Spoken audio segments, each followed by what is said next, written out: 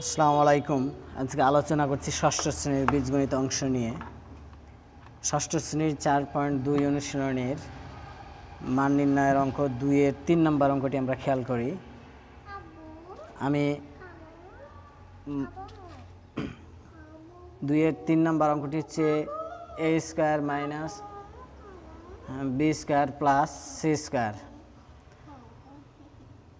তাহলে আমরা এর জায়গায় এর মান বসাবো। আমি এখানে লিখে নিই, তোমরা যারা স্টুডেন্ট আছো তারা ষষ্ঠ শ্রেণীর 4.2 অধ্যায়ের 2-এর অঙ্কটি দেখবা, তাহলে মান ওখান থেকে নিয়ে নেবা।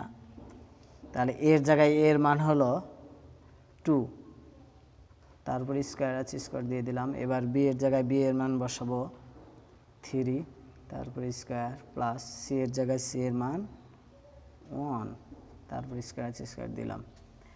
এবার 2 এর উপর স্কয়ার মানে 2 2 বার গুণ, তাহলে 2 2 4 মাইনাস 3 এর উপর স্কয়ার মানে 3 3 বার গুণ করতে 2 বার গুণ করতে হবে, তাহলে 3 3 কে 9। 1 এর উপর স্কয়ার মানে 1 2 বার, তাহলে 1 গুণ 1 সমান অনেককে 1। এবার আমরা 9 থেকে 4 বাদ দিব। এখানে একটু খেয়াল করতে হবে যে বীজগণিতের যোগ বিয়োগ আমাদের পাটিগণিতের নিয়মে করা যাবে না।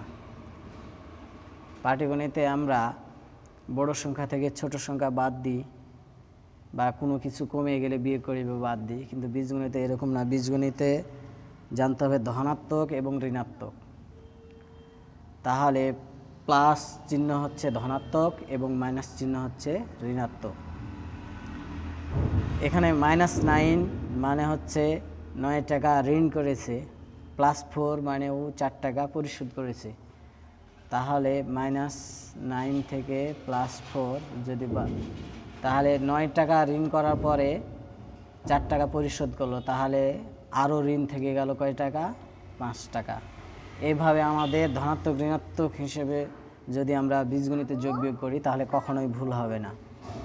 তাহলে 9 থেকে 4 বাদ দিলে -5 + 1।